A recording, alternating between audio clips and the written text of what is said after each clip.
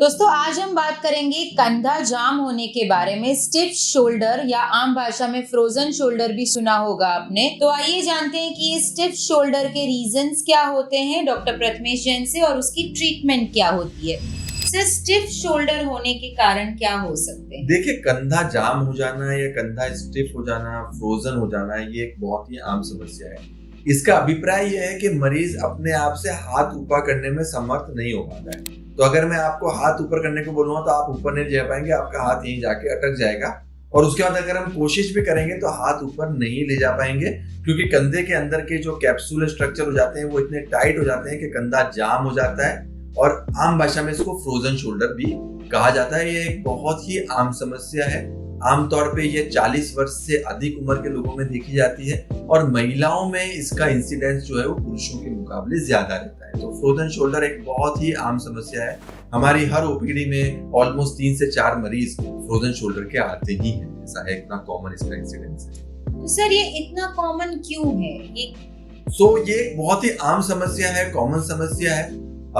ये आमतौर पे इसका इंसिडेंस 1 से 2% होता है। पॉपुलेशन में 1 से 2% लोगों को ये तकलीफ होती है। अब ये कई कारणों की वजह से हो सकती है। एक प्राइमरी फ्रोजन शोल्डर होता है जो किसी कारण से नहीं होता, जिसको इडियोपैथिक बोलते हैं।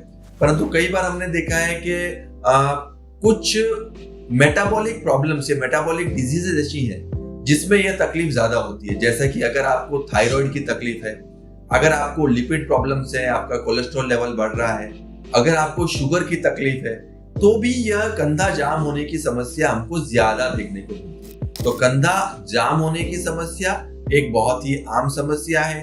मेटाबॉलिक डिसऑर्डर्स में ज्यादा होती है, और कई बार सेकेंडरी टू इंजरी या सेकेंडरी टू सर्जरी, मतलब चोट लगने के बाद या कंधे की कोई सर्जरी होने के बाद भी यह समस्या उत्पन्न हो सकती है। इस समस्या के अंदर आपकी हमने सर्जरी करी है या कोई चोट लग गई है, तो उसके बाद जो कंधे का टिश्यू स्ट्रक्चर होता है, जो कैप्सूल होता है, वो टाइट हो जाता है और कंधा ऊपर नहीं जा पाता है। इसका कारण ये होता है कि कंधे के अंदर एक कैप्सूलर स्ट्रक्चर होता है, ये कैप्सूल का लाइनिंग होता है, और वो बहुत ही सेंसिटिव स्ट्रक्चर होता है। तो किसी भी तरह की माइनर इंजरी या माइनर ट्रॉमा उसको स्पाज्म में ले जाता है, उसके अंदर सूजन आ जाती है, इसको हमारी भाषा में कैप्सुलाइटिस बोलते हैं, और फिर वो कंधा जाम होना शुरू हो जाता है। सर, कंधे की मूवमेंट न आने के तो बहुत सारे रीजंस आपने बताए हैं। बिल्कुल। तो सर, फ्रोजन शोल्डर ही है, वो कौन से इन्वेस्टिगेशन से पता चलेगा? देखिए, जिन भी मरीजों को कंधे की तकलीफ आ रही है, कंधा जाम है, कंधा उठ नहीं रहा है, कंधे का मूवमेंट नहीं आ रहा है, उन सभी मरीजों के लिए आवश्यक है कि वो एक कंधे का एमआरआई की जांच जरूर कराएं।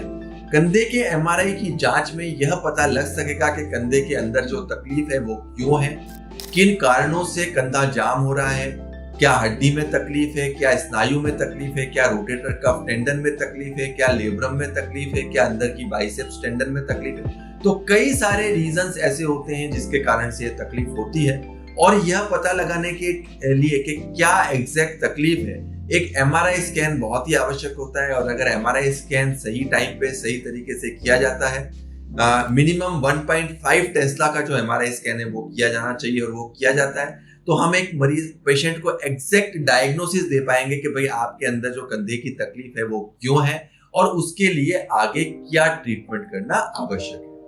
तो सर, आगे जो ट्रीटमेंट है उसमें कौन कौन से अप्रोचेस होते हैं? देखिए, कंधा जब भी जाम होता है तो प्राइमरी ट्रीटमेंट जो होता है वो फिजियोथेरेपी या एक्सरसाइज का रहता है, और अधिकांशतः मरीज, मैं कहूंगा करीबन 70 से 80% तक मरीज अच्छी फिजियोथेरेपी से ठीक किए जा सकते हैं। इसका मतलब यह है कि अगर आप एक्सरसाइज करते हो, फिजियोथेरेपी करते हो, तो कई केसेस में जाम शोल्डर में, फ्रोजन शोल्डर में हमको रिलीफ मिलता है। खास तौर पे अगर ये प्राइमरी या इडियोपैथिक फ्रोजन शोल्डर होता है तो।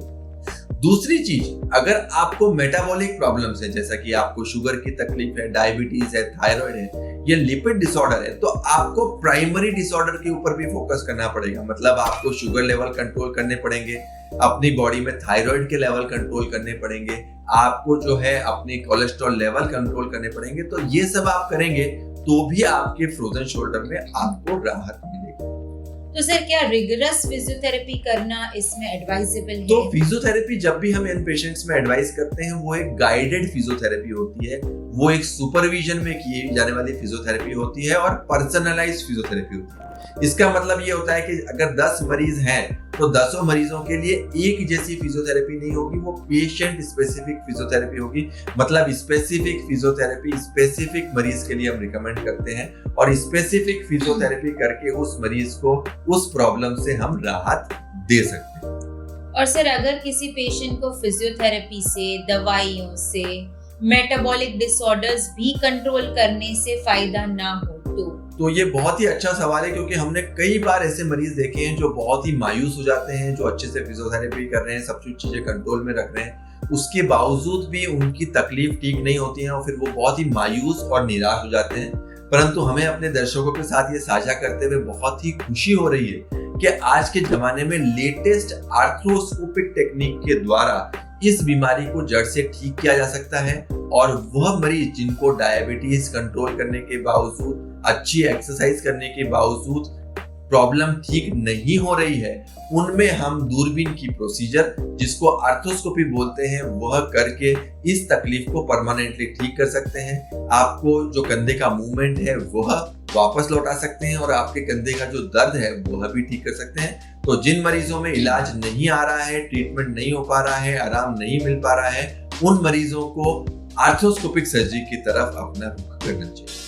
तो सर क्या ये जो इंजेक्शंस आते हैं, pain killer injection, steroid injections, वो क्या एडवाइजेबल है फ्रोजन शोल्डर में?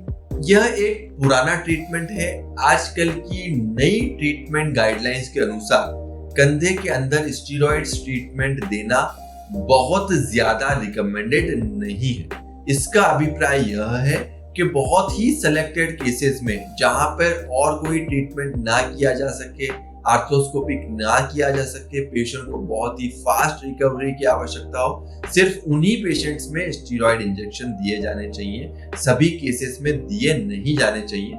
इसका कारण यह है कि स्टेरॉइड जो होता है वो कोलेजिनोलाइटिक इफेक्ट करता है, मतलब अंदर का जो कोलेजन है वो स्टेरॉइड से खराब होता है। तो स्टेरॉइड लेने के कारण कई बार टेंडन में इंजरी या टेंडन में टेयर देखने को मिल सकता है। तो अगर आपको प्रॉब्लम है तो आर्थ्रोस्कोपिक ट्रीटमेंट स्टेरॉइड इंजेक्शन की तुलना में बहुत ही बेहतर ट्रीटमेंट माना गया है आज के जमाने में, और हम आमतौर पे स्टेरॉइड इंजेक्शन का ट्रीटमेंट रिकमेंड नहीं करते। और सर मैनिपुलेशन रिकमेंड करते हो? मैनिपुलेशन भी एक बहुत ही पुरानी तकनीक है। यह एक बहुत ही बार्बरिक या बहुत ही क्रूरता भरी तकनीक होती है। इसमें मरीज को जो है वो बेहोश किया जाता है, फिर बहुत ही क्रूरता है, उसका हाथ जो है वो ऊपर की तरफ नीचे की तरफ मोड़ा जाता है, उसमें आवाज आती है और पेशेंट के अंदर के एडिशंस ब्रेक होते हैं। आज के जमाने में यह ट्रीटमेंट जो है वो रिकमेंडेड नहीं है।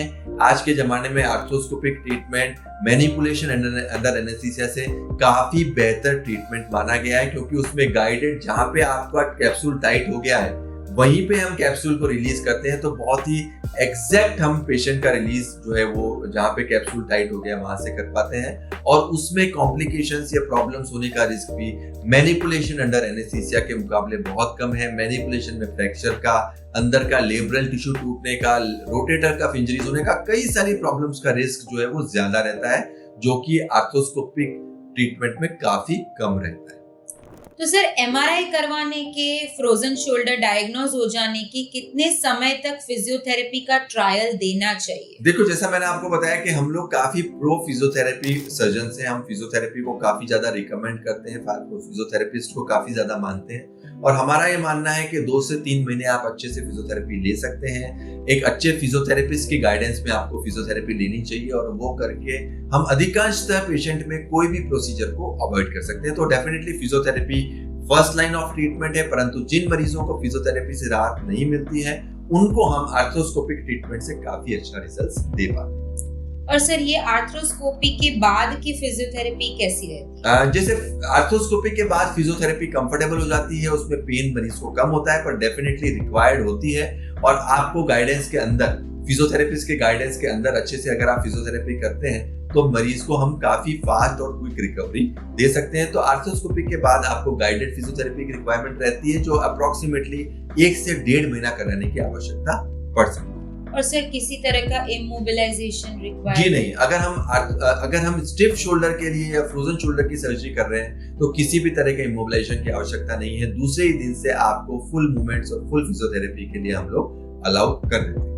और सर सर्जरी के बाद रीफ्रीज हो जाने के कोई चांसेस? देखिए, अगर वापस स्टिफ हो जाना या वापस जाम हो जाना बहुत ही रेयर है। लेस देन 1% पेशेंट्स में ऐसा हो सकता है, परंतु ऐसा होता भी है तो उसके लिए भी स्पेसिफिक ट्रीटमेंट मोडेलिटीज हमारे पास अवेलेबल होती है, वो हम पेशेंट्स को करके ठीक कर सकते हैं। ऐसा होने की संभावना बहुत ही कम। ओके, सो फ्रेंड्स, आपने देखा कि स्टिफ शोल्डर जो है वो बहुत ही कॉमन समस्या है। सिर्फ एक एमआरआई करके जो है आप फ्रोजन शोल्डर का प्रॉपर डायग्नोसिस और प्रॉपर ट्रीटमेंट और फिर आर्थ्रोस्कोपिक सर्जन को मिलके ये जो ट्रीटमेंट है वो आप सर्जिकली भी ट्रीट कर सकते हैं। आपको अगर इस बारे में आपके एमआरआई रिपोर्ट्स आपको डायग्नोस करवाने हैं, आप नीचे दिए गए नंबर पे भेज सकते हैं। Thank you very much. Thanks.